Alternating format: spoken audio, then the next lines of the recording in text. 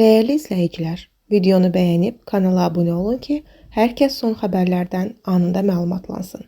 Hazırda Amerika Birləşmiş Ştatlarında yaşayan bir zamanlar məşhur təkcə bir taksi kimi verilişlərin rejissoru və aparıcısı olmuş Həsən Əliyev uzun müddətdən sonra üzə çıxıb.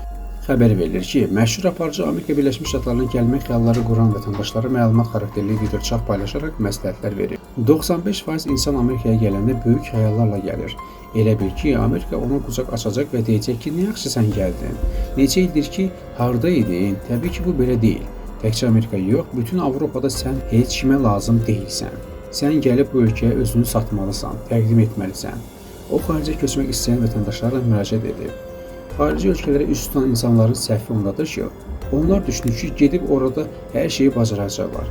Gəldim bu ölkəyə, onlara nə təklif edə bilərsən? Mən desəm ki, Azərbaycanda aparıcı olmuşam, deyəcək, onda bura niyə gəlmirsən?